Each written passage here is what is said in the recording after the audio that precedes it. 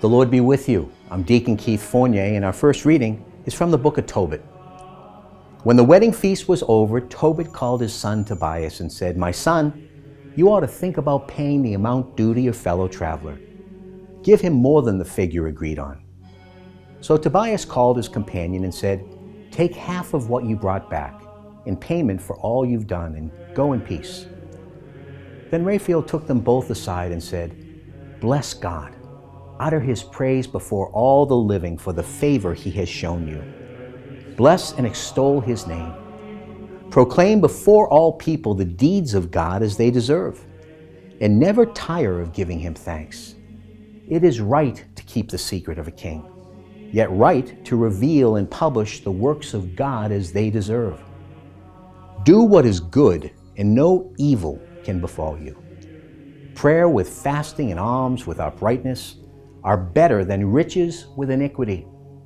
Better to practice almsgiving than to hoard up gold.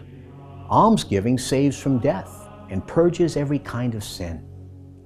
Those who give alms have their fill of days. Those who commit sin and do evil bring harm on themselves. I'm going to tell you the whole truth and hide nothing from you.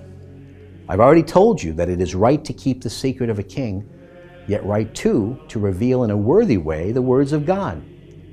So you must know that when you and Sarah were at prayer, it was I who offered your supplications before the glory of the Lord and who read them. So too when you were burying the dead. When you did not hesitate to get up and leave the table to go and bury a dead man, I was sent to test your faith. And at the same time, God sent me to heal you and your daughter-in-law, Sarah. I am Raphael, one of the 7 angels who stand ever ready to enter the presence of the glory of the Lord. Now bless the Lord on earth and give thanks to God. I'm about to return to him who sent me from above. Write down all that has happened." And he rose in the air. And our response is also from Tobit. For he both punishes and pardons. He sends people down to the depths of the underworld and draws them up from utter destruction. No one can escape his hand.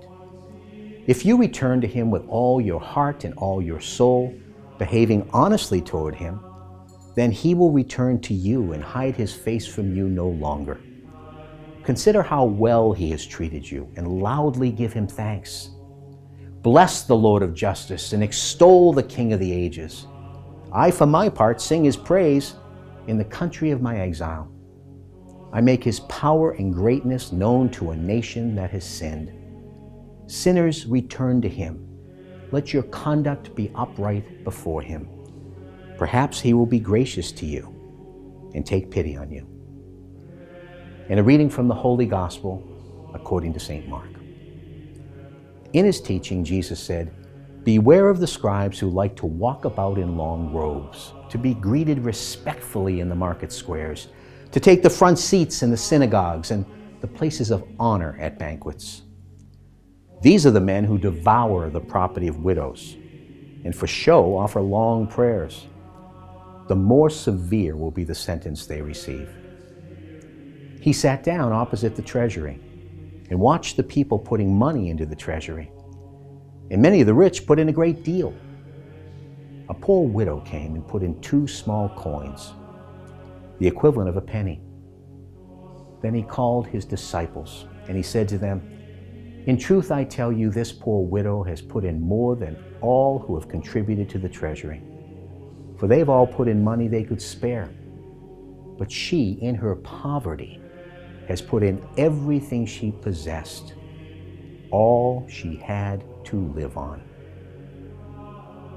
The Gospel of the Lord.